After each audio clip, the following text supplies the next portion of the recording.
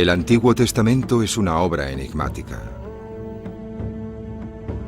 Es un libro de historia antigua y al mismo tiempo un catálogo de reglas que dieron lugar a una religión, el judaísmo.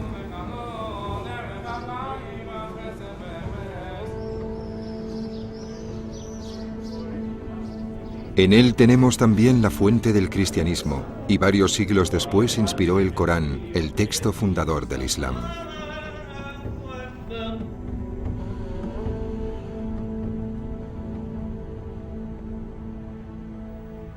Sus personajes han acompañado a Occidente durante más de 2000 años.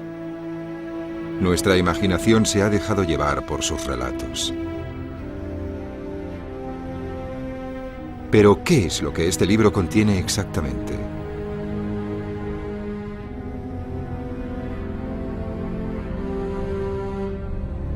¿Dónde fue escrito y quién es su autor?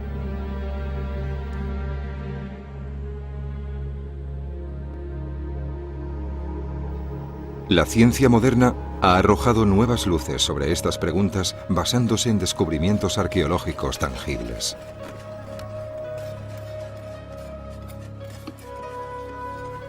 Una reciente revolución en el campo de la arqueología ha transformado la idea que teníamos del pueblo que vio nacer el Antiguo Testamento.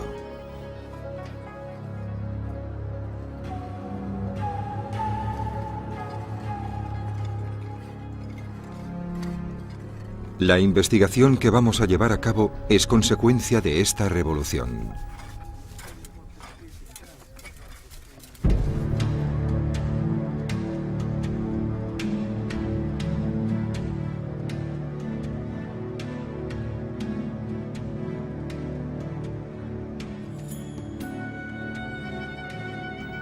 Grandes tesoros de la arqueología.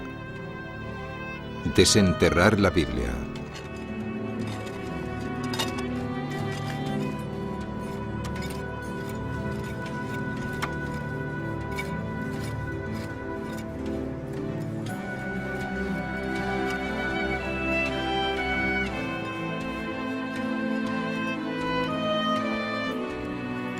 Los patriarcas.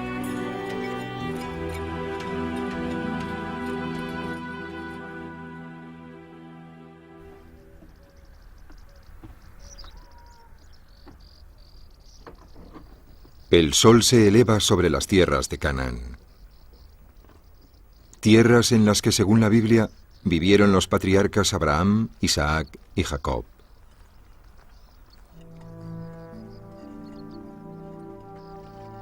Nuestra investigación está a punto de empezar, y lo hará por el principio.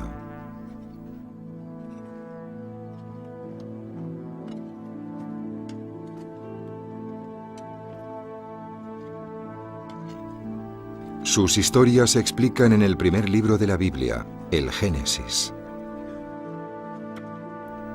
Israel Finkelstein, un investigador del Instituto de Arqueología de la Universidad de Tel Aviv, ha estado a cargo durante casi 10 años de las excavaciones de Meguido en el norte de Israel.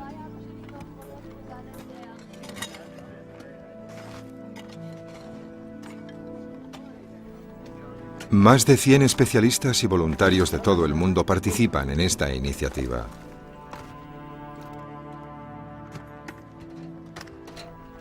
Meguido es la joya de la arqueología bíblica. Su historia cubre más de 7 milenios de contactos y conflictos entre los grandes poderes que dominaron esta región, Egipto, Asiria y Babilonia, a los que se unió posteriormente el Imperio Persa.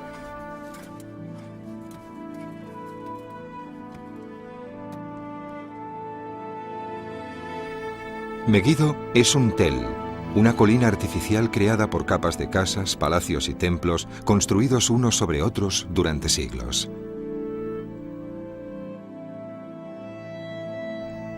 Meguido es un término que se cita a menudo en la Biblia. Para los cristianos simboliza el Armagedón, el emplazamiento del Apocalipsis. Muchas expediciones arqueológicas han tomado como punto de partida estas referencias bíblicas.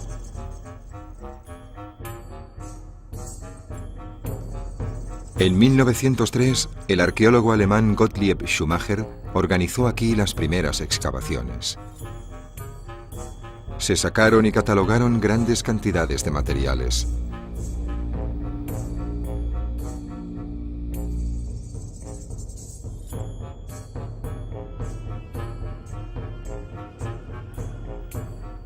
Entre los años 20 y 30, el multimillonario estadounidense John Rockefeller financió una misión arqueológica de la Universidad de Chicago.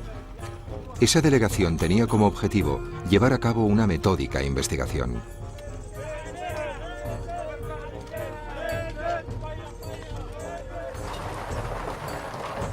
Gracias a los cientos de trabajadores contratados tanto en el mismo yacimiento como en Egipto, la expedición de Rockefeller encontró sus cimientos en el fondo de esta enorme zanja de 20 metros de ancho y 15 de profundidad.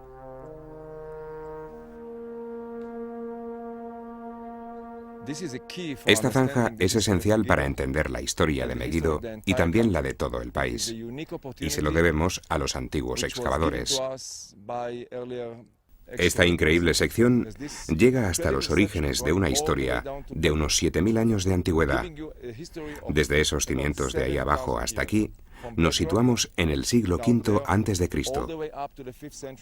20 estratos. De hecho, más que eso, 25 ciudades levantadas una encima de otra. Es algo excepcional. No hay nada que se le pueda comparar en toda la región o incluso fuera de las fronteras de Israel. Esta apertura nos deja ver las entrañas del monte.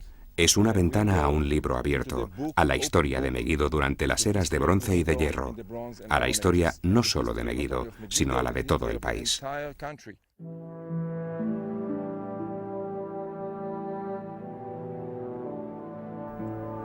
Megiddo, un enclave sin parangón considerado la cuna de la arqueología bíblica, es también un referente clave para fijar la fecha de los yacimientos de todo Oriente Próximo. Situado en un estratégico cruce de caminos comercial entre Egipto, el Levante y Mesopotamia, Megiddo jugará un papel crucial en nuestra investigación.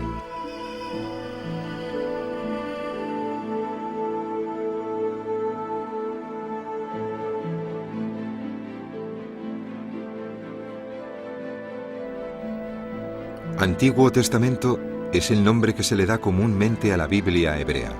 Es básicamente una obra religiosa.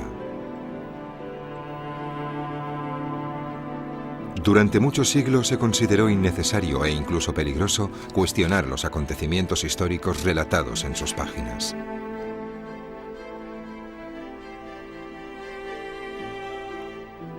Pero el llamado siglo de las luces cambiaría esta actitud. Miles de años después de su creación, la Biblia pasó a ser leída con las herramientas e instrumentos proporcionados por la ciencia y la razón. A mediados del siglo XIX, Alemania fue testigo de una exégesis crítica de la Biblia, que causó una gran reacción, particularmente en Inglaterra. Numerosos estudiosos viajaron hasta Palestina en un intento de usar la arqueología para demostrar la veracidad histórica de los textos bíblicos.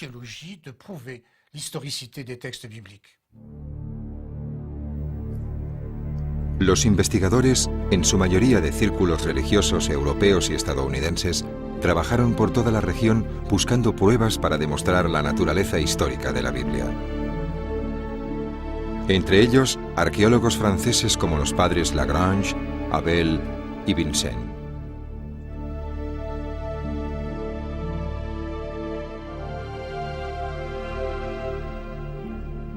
Edward Robinson, un teólogo experto en lenguas semíticas, identificó decenas de lugares que han mantenido prácticamente el mismo nombre durante 2500 años. Estos aventureros dibujaron los primeros mapas bíblicos de la Tierra Sagrada.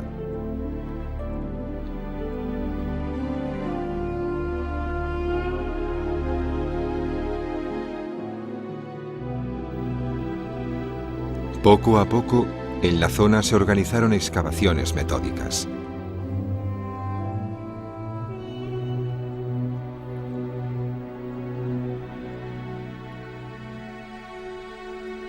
Según una expresión popular de la época, los arqueólogos llevaban una pala en una mano y una Biblia en la otra.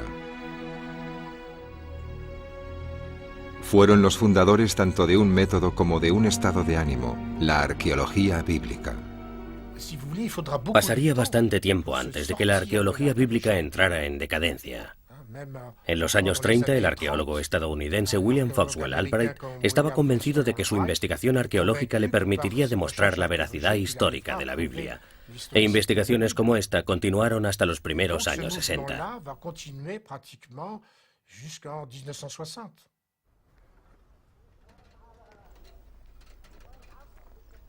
Ese enfoque aún no ha desaparecido completamente, pero recientemente los investigadores han abierto un nuevo camino que ha transformado la arqueología en una disciplina científica independiente. Estos especialistas toman en consideración los vestigios arquitectónicos, la cerámica y los restos de todo tipo como elementos activos de un enorme retablo vivo. Una realidad humana que debe ser estudiada, entendida e interpretada en términos científicos.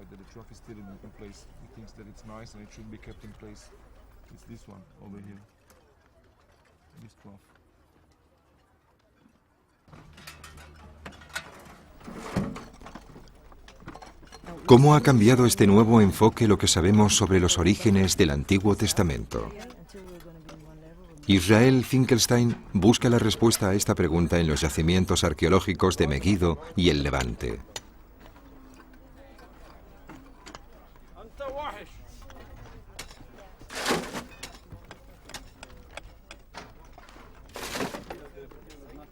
Hay que dejar que estos libros de piedra arrojen luz sobre el papel.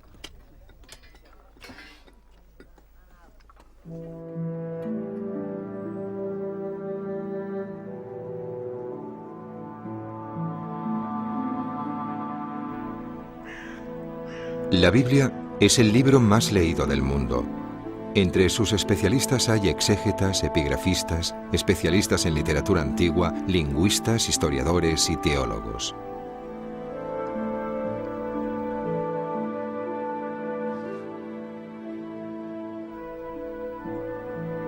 Thomas Romer es catedrático del Antiguo Testamento en la Facultad de Teología de Lausanne. Será nuestro guía en esta investigación. ¿Qué es la Biblia hebrea? Antes que nada, es evidentemente el texto fundacional del judaísmo. También es el texto que dio origen a 3 monoteísmos: el judaísmo, el cristianismo y el islam. En términos más precisos, es la historia del pueblo hebreo, una historia nacional que empieza con los patriarcas y pasa por la realeza.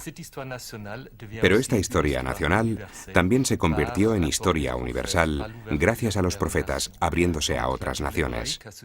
Así que la Biblia hebrea es un libro muy concreto, íntimamente relacionado con el pueblo hebreo y, a su vez, debido a su aceptación y a su divulgación, un libro que aporta un mensaje universal.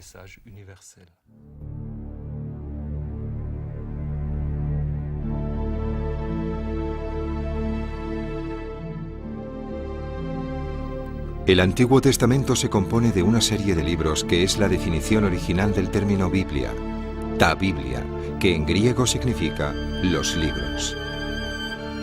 Es una suma de textos legales, poemas y reflexiones morales y un libro de historia sobre la creación del mundo y del pueblo de Israel.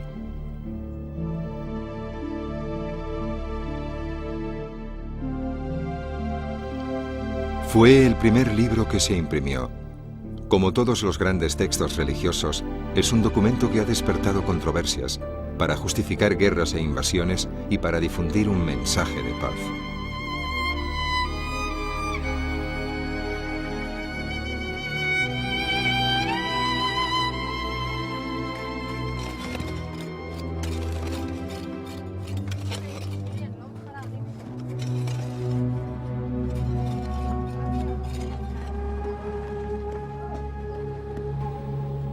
Los arqueólogos tienen bien presente las distintas y muchas riquezas de este texto. No es posible realizar excavaciones en tierra sagrada sin tener en cuenta las repercusiones y las diferentes partes implicadas.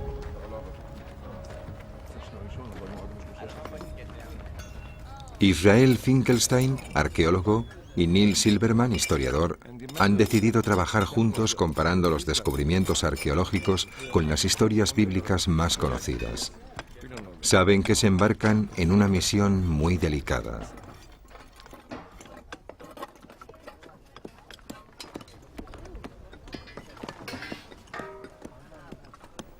Por supuesto, la Biblia es uno de nuestros textos antiguos más importantes, pero su significado es de mucho más alcance. Es un texto antiguo, pero además sobre él se sustenta la religión de cientos de millones de personas en todo el mundo.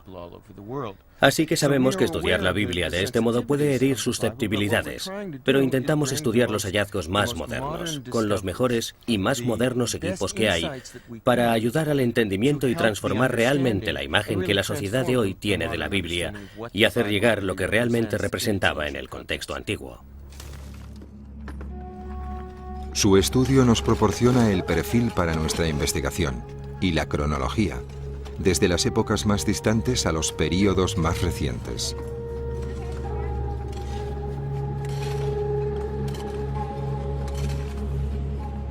Voilà un des volumes de cette Bible ancienne du XVIIe siècle imprimée à Londres. Les polyglottes, comme si vous souhaitiez voir. Los primeros 5 libros del Antiguo Testamento forman el Pentateuco o el Torah en hebreo.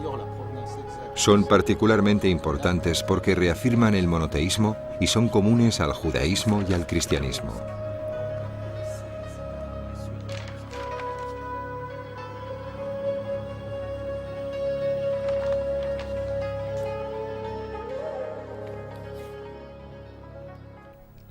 La Biblia hebrea empieza con una historia universal. Los primeros 11 capítulos explican la historia de la creación de los seres humanos y del mundo, y también el origen de la violencia. Caín y Abel, el diluvio y el origen de la diversidad de nuestros idiomas y de la humanidad en general con la Torre de Babel. Y de repente, en el capítulo 12, nos encontramos con algo completamente diferente, la historia de Abraham y el origen del pueblo hebreo, partiendo de la llamada de Dios a Abraham.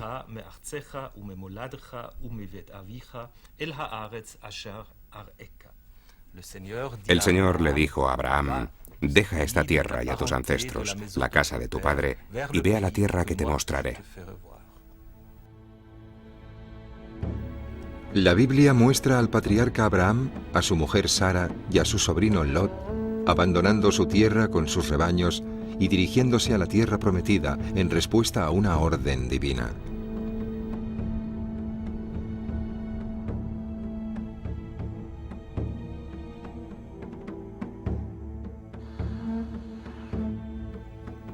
El texto bíblico describe una migración de miles de kilómetros, desde Mesopotamia a Egipto y después a Canaán.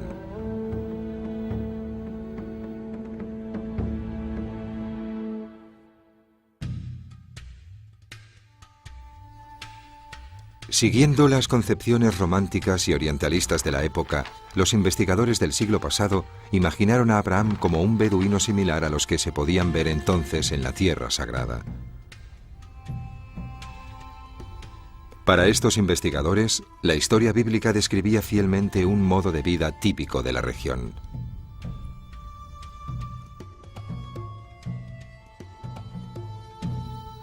Cuando los estudiosos buscaban poner fecha a los patriarcas bíblicos, básicamente confiaron en algunos elementos contenidos en los textos que nos llevaban aproximadamente unos 1800 años antes de Cristo. Evidentemente, esto significa que confiaron solo en hechos bíblicos, no en hechos ajenos a la Biblia. Incluso hoy en día, mucha gente cree que Abraham vivió 1800 años antes de Cristo.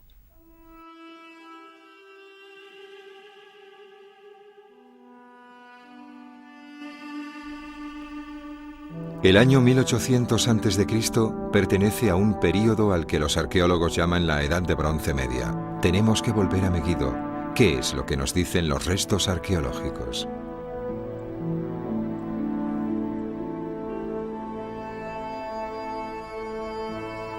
Centraremos nuestra investigación en el corazón del yacimiento, en los estratos que datan de la Edad de Bronce Media.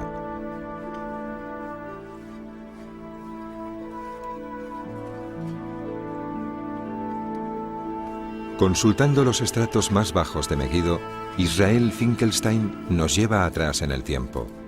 Llega a las ruinas de la ciudad que corresponden al segundo milenio.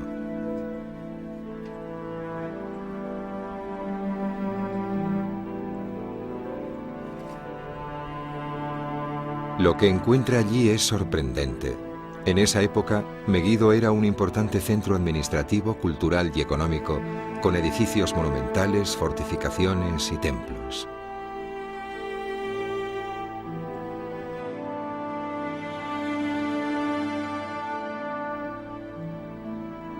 Lejos de ser un paisaje árido poblado únicamente por pastores, los estratos del período que corresponde a la migración de Abraham revelan una ciudad-estado de casi 2000 habitantes.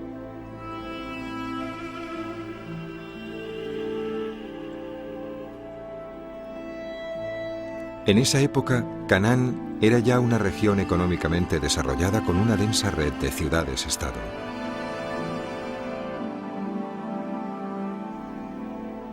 Surgen dudas sobre la cronología propuesta por las interpretaciones tradicionales de la Biblia.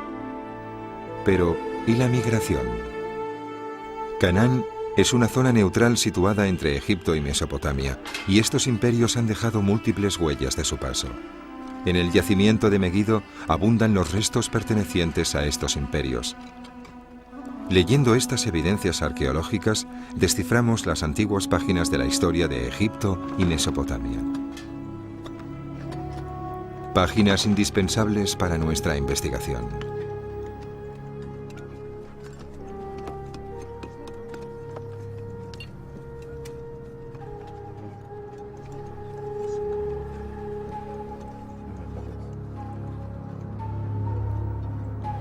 En Canaán, la arqueología es en gran parte una ciencia hecha a partir de fragmentos rotos y vasijas destrozadas. Su estilo decorativo, su época y su finalidad son elementos que se unen como un gran rompecabezas para reconstruir esas sociedades.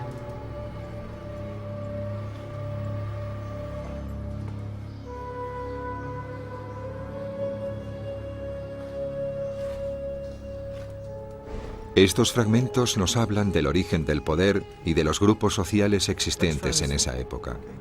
Sugieren influencias tanto lejanas como cercanas, deseos, miedos y la vida diaria de la época.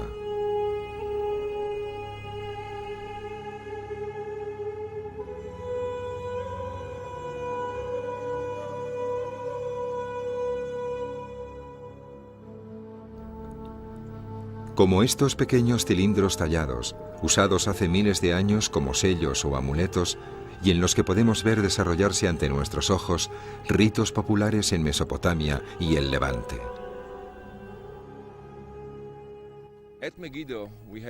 En Megiddo tenemos pruebas de la influencia de las civilizaciones del norte, Mesopotamia y Siria, desde finales del cuarto milenio hasta el primer milenio antes de Cristo. Esto significa que estas potencias del norte tuvieron un peso específico importante e influenciaron los acontecimientos del Levante, siendo imposible reconstruir la historia de esta región sin tomar en consideración a las civilizaciones del norte, Mesopotamia y Siria.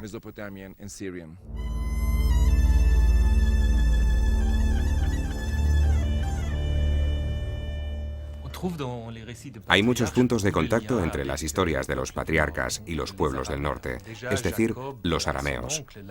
Tanto Jacob como su tío Labán, que acaban allí, tienen lazos familiares además de otras relaciones más complicadas y conflictivas.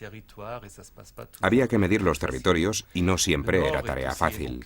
El norte también se menciona cuando Abraham está a punto de marcharse, ya que viene de Harrán, que era un importante poblado arameo. El texto bíblico describe la migración de Abraham como una ruptura con su propia civilización. Pero, ¿es creíble la hipótesis que sostiene que los patriarcas eran originarios de Mesopotamia?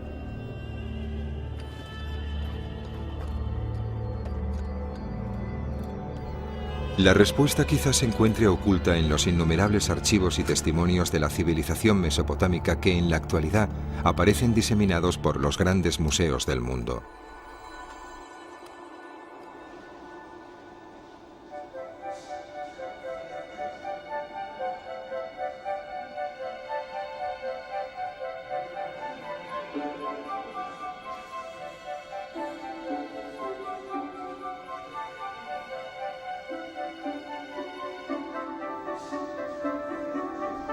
Aquí tenemos una perspectiva de las civilizaciones y los imperios que se sucedieron en Mesopotamia durante milenios.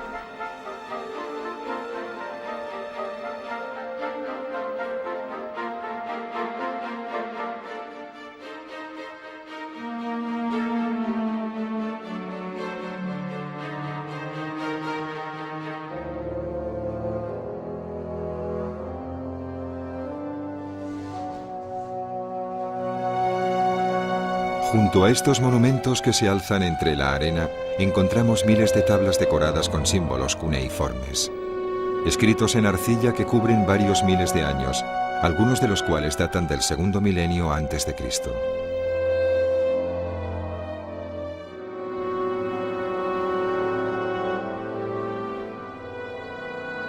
¿Podrá Neil Silverman descubrir los indicios de la historia de Abraham en estas tablas?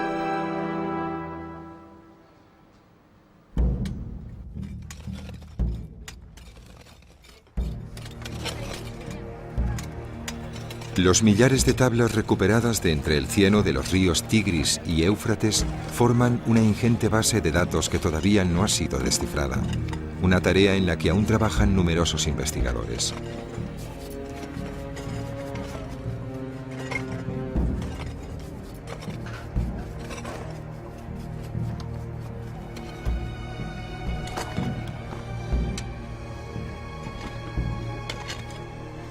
En los años 20, un arqueólogo inglés, Leonard Bully, empezó a excavar en Ur, el pueblo del que era originario Abraham. Algunas pistas parecen bastante concluyentes. William Albright, un estudioso estadounidense, creía que había identificado el marco histórico de los patriarcas. Afirmaba que una gran migración, la de los amorreos, un pueblo nómada de Mesopotamia, había conducido a la destrucción de la cultura urbana del Levante alrededor del año 2000 a.C.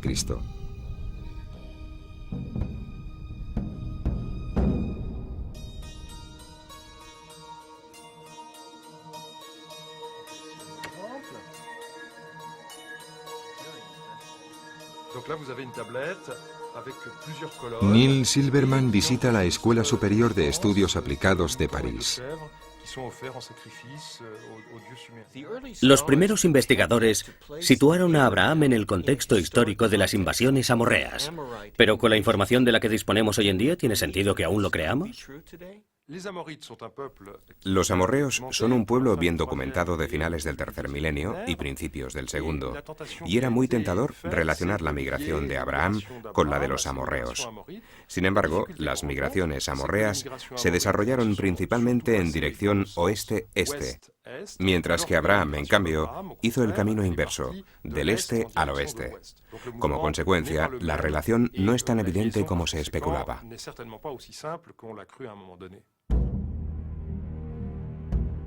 Hoy, la cuestión no presenta discusión alguna. No hubo migración en dirección a Canaán en la época en la que la Biblia sitúa el viaje de Abraham. Pero unos nuevos descubrimientos en las ruinas de Mari y Nuzi relanzaron la búsqueda de Abraham.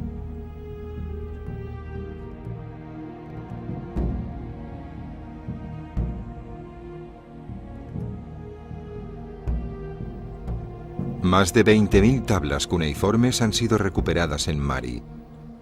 Contienen algunos nombres bíblicos como Yasmahel, que podría querer decir Ismael, Yaqub-el, por Jacob, y el más importante, Abiram, por Abraham. Durante mucho tiempo se relacionó y situó a Abraham alrededor del año 1800 a.C., porque su nombre era citado en varios documentos. Sin embargo, el repentino aumento de la cantidad de textos disponibles demostró que había pruebas claras que el nombre se usaba comúnmente, no solo sobre el 1800, sino también durante los siglos siguientes. Por lo tanto, no hay pruebas que determinen concluyentemente el período histórico en el que vivió este patriarca bíblico. Mientras las tablas se iban descifrando gradualmente, aparecieron nuevas teorías. La mayoría de ellas intentaban demostrar la existencia de Abraham en el segundo milenio antes de Cristo.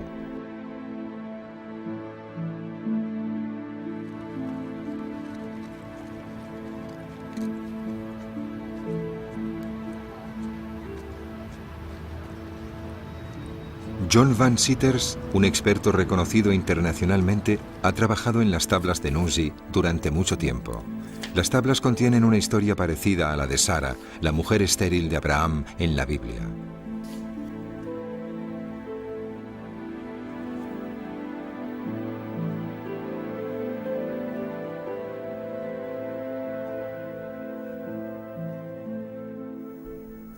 ¿Le suena de algo la historia de una mujer estéril que ofrece su doncella a su marido para que le dé un hijo? En las tablas de Nuzi se encontró un relato similar. Así que el estudioso de turno dijo, ajá, aquí lo tenemos. Ya podemos relacionar a Abraham con este periodo en particular. Y era algo muy atractivo, pero con un problema que no tuvieron en cuenta. Tenía el inconveniente que los estudiosos estaban tan concentrados en los documentos del segundo milenio que olvidaron estudiar los documentos del primer milenio. Y si se mira el mismo tipo de literatura, el mismo tipo de documentos, pero del primer milenio, en los textos aparecen las mismas costumbres y las mismas historias. Si unimos todas estas cosas, no demostraban absolutamente nada. No hay pruebas sólidas que puedan relacionar a los patriarcas y a Abraham con un periodo en particular del segundo milenio.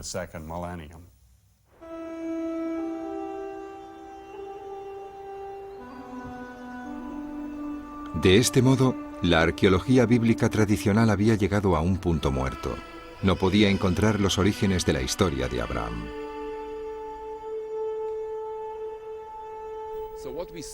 Lo que podemos ver es que vagar por la tierra con una Biblia en una mano y una pala en la otra, buscando a los patriarcas, no funcionó. Y gracias a un efecto dominó, se desplomaron una teoría tras otra. El problema no estaba en esta o aquella teoría, sino en cómo fueron pensadas en el concepto. Esto nos advierte de que es la arqueología bíblica tradicional la que no funciona, que es incorrecta. Creo que ahora tenemos que volver al texto, al libro del Génesis, para entender la realidad del período de los patriarcas, partiendo del marco histórico durante el que fue escrito.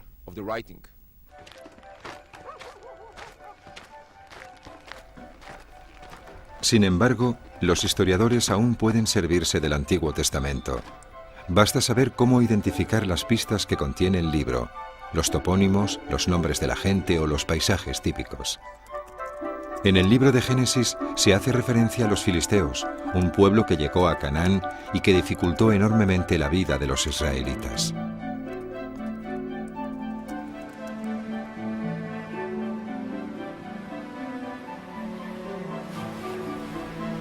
¿Qué sabemos de los filisteos? Sabemos que forman parte de un grupo de pueblos de origen desconocido que llegaron a las llanuras costeras del Levante y a los que se les dio el nombre de pueblos del mar.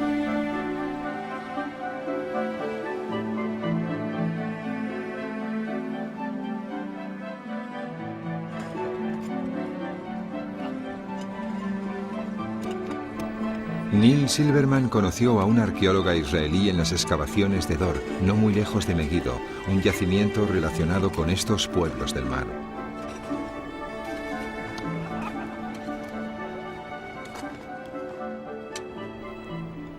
Esta investigadora intenta identificarlos y determinar su fecha de llegada.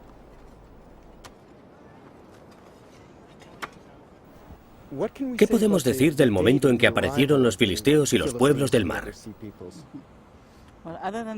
Además de aparecer en la Biblia, tanto en los registros arqueológicos como en los literarios, salen a escena en el siglo XII a.C., más o menos allá por el 1200 o el 1150 a.C. Así que a pesar de que en periodos anteriores se menciona y se conecta a Abraham, no hay pruebas arqueológicas tangibles. Todo aparece después. No, ninguna. Arqueológicamente todo empieza en el siglo XII. Algunos dirían que un poco antes, quizás a finales del siglo XIII a.C.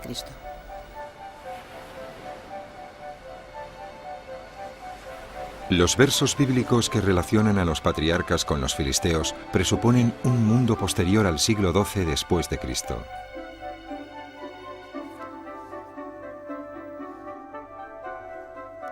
Continuemos con nuestra investigación. Los relatos recogidos en la Biblia a menudo hablan de camellos. Hay 25 referencias a este animal en el Génesis, la mayoría de las cuales tienen alguna relación con Abraham.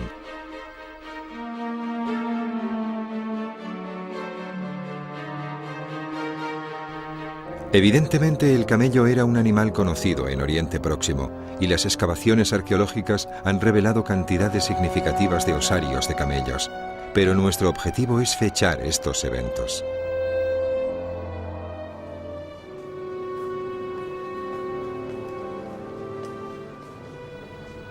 Israel Finkelstein ha ido a ver a Lidar Sapir del Laboratorio Arqueozoológico de la Universidad de Tel Aviv.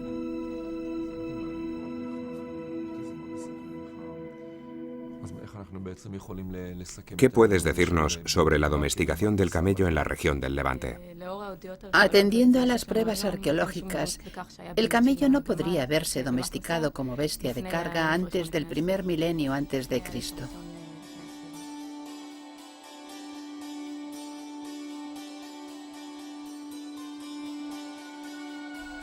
Surge, pues, una segunda evidencia que contradice los textos bíblicos.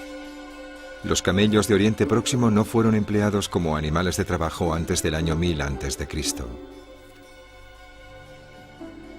Antes de esa época, no encontramos rastros o representaciones de este animal ni en vasijas, ni en piezas de cerámica, ni en decoraciones monumentales.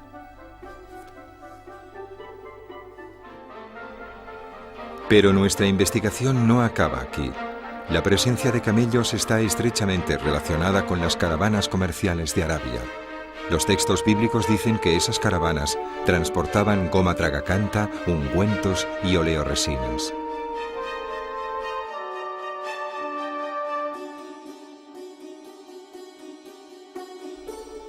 Tanto las tablas asirias como los restos arqueológicos demuestran que las rutas de caravanas que unían Arabia con la costa del Levante pasaban por el reino de Judea. Este comercio, para el que se necesitaban muchos camellos, alcanzó su punto álgido en el siglo VII a.C. Así pues, las caravanas descritas en la historia de José, el hijo del patriarca Jacob, hacían referencia al día a día del siglo VII, cuando el imperio asirio dominaba el pequeño reino de Judea.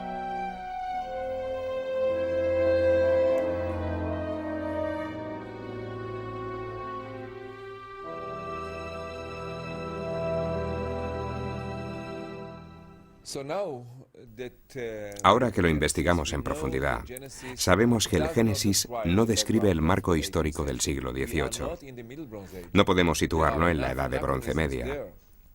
Entramos suficientes anacronismos acerca de los filisteos, sobre los camellos, etc., que nos demuestran que no estamos en un ambiente propio de la Edad de Bronce Media.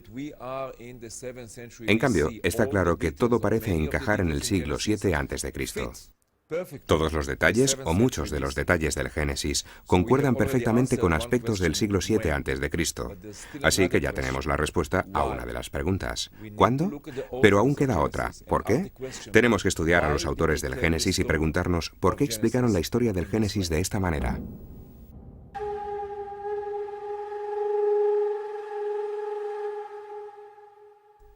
Que los textos bíblicos digan que Abraham se marchó de Mesopotamia hacia la Tierra Santa no nos indica nada acerca de los autores del texto.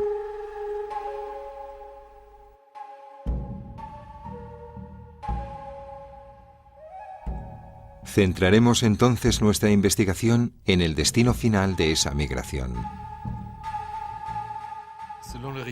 Según la historia bíblica, Abraham llegó desde el norte. Viajó atravesando lugares importantes del norte, pero al final se estableció en Hebrón. Este asentamiento se concretó con la adquisición de una tumba que Abraham compró a los habitantes de la zona.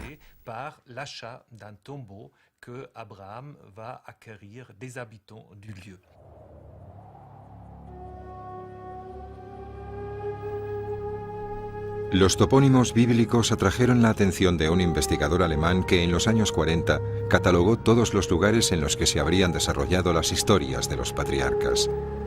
Se llamaba Martin Noth.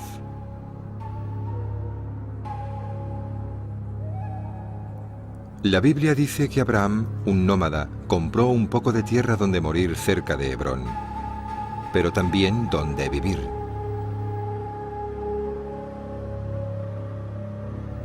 La historia habla de la aparición de 3 mensajeros de Dios en una robleda de Mamré que anunciaron a la mujer de Abraham, que había sido estéril hasta entonces, que iba a tener un hijo.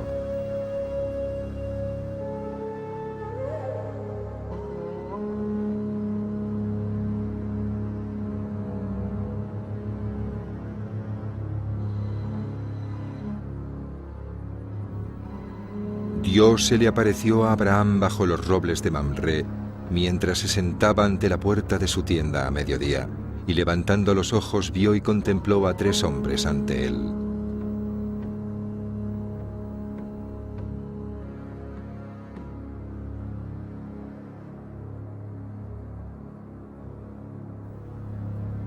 Hebrón y Mamré están situados en el centro de Canaán, en el corazón de sus escarpadas montañas.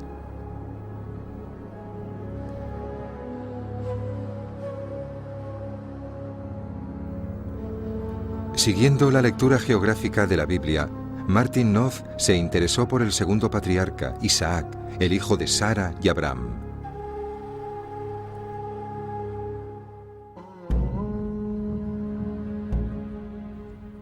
Isaac representó el papel protagonista de una de las escenas más conocidas de la Biblia. Respondiendo a una llamada de Dios, Abraham accedió a sacrificar a Isaac, pero lo reemplazó en el último momento por un animal.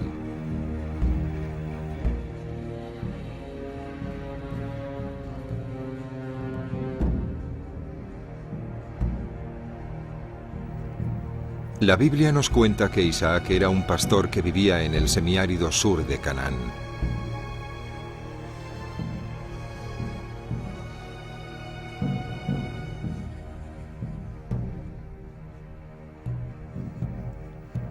Martin Noth se centró en el tercer patriarca, Jacob. El texto bíblico dice que tuvo que irse al norte, al lugar del que provenía su familia, para escoger una mujer.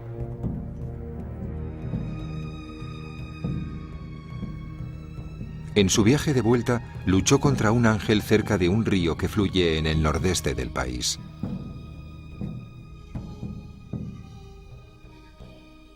Según la Biblia, fue durante el combate con el ángel de Dios cuando recibió su nuevo nombre, Israel, el que lucha con Dios.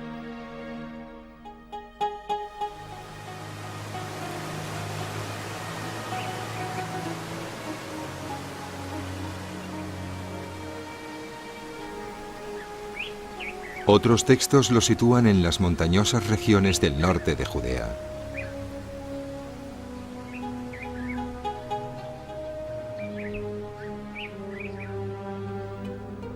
La geografía de los 3 patriarcas llevó a Martin Noth a sugerir una reinterpretación de la Biblia que se alejaba de la tradicional.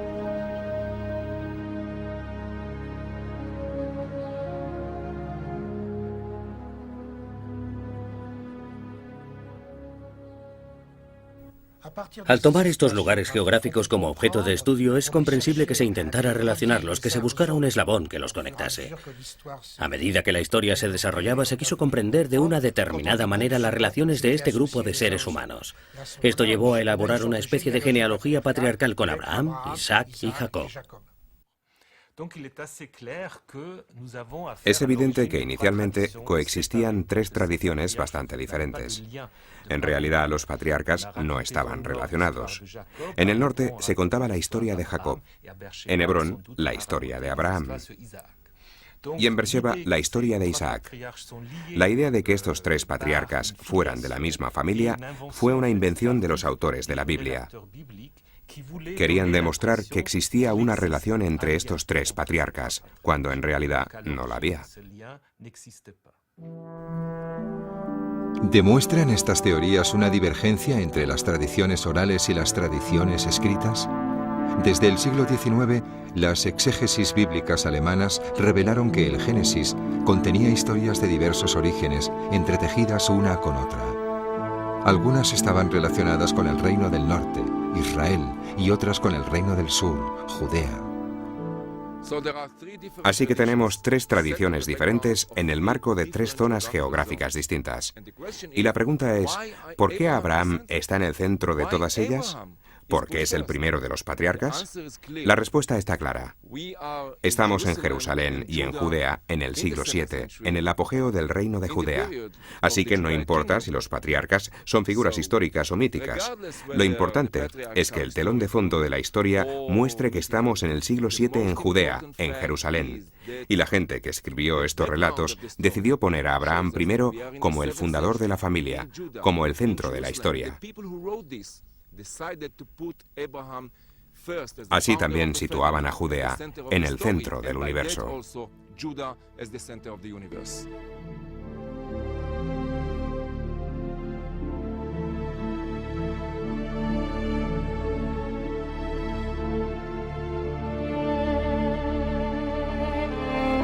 La Biblia contiene muchas y muy largas genealogías, listas de generaciones y alianzas familiares que definen los territorios y estructuran el tiempo.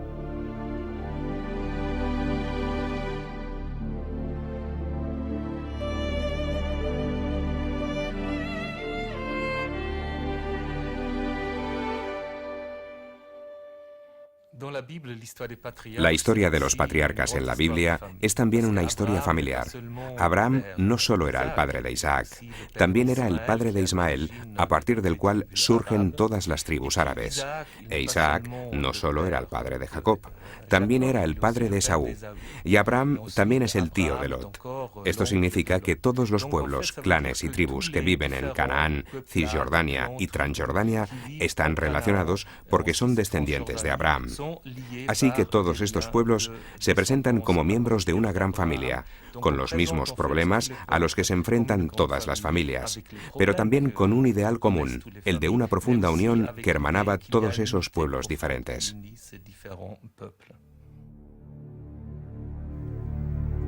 Según los textos bíblicos, muchos de los pueblos y reinos vecinos de Judea están relacionados con ella de una manera u otra.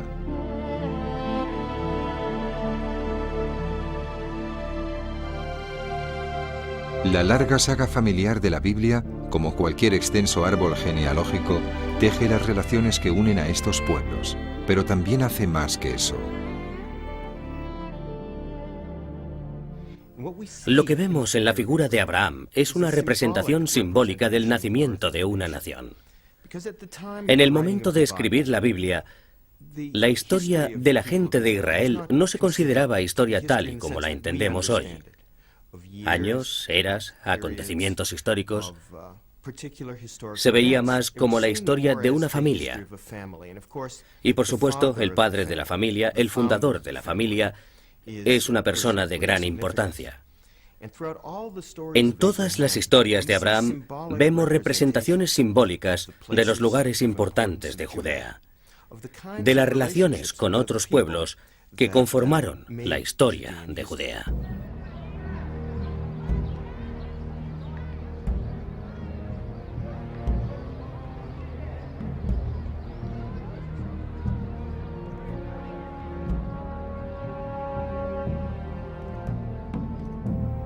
La historia de los patriarcas fue la primera columna de lo que acabaría por convertirse en el judaísmo y dibuja unas raíces comunes.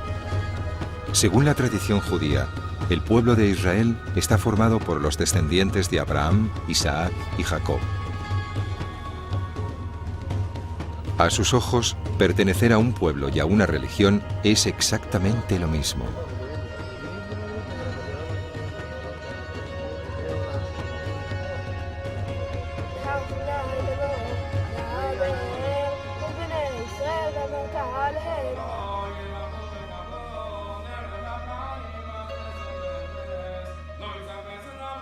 Nuestra investigación nos ha llevado a dar un gran paso adelante. Las pruebas que hemos reunido nos permiten establecer el período en el que se escribieron las historias de los patriarcas y nos dan un marco geográfico para esta obra, la región de Judea en el siglo VII a.C.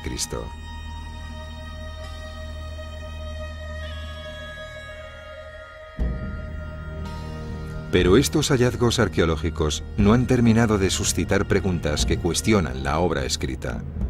¿Tuvo lugar realmente el Éxodo, uno de los acontecimientos capitales del Antiguo Testamento? ¿Es cierto que aquellos llamados hebreos fueron a Egipto y se marcharon de allí al mando de un tal Moisés? ¿Qué papel juega la ley en esta historia? Preguntas que contestaremos en la próxima entrega de Los grandes tesoros de la arqueología.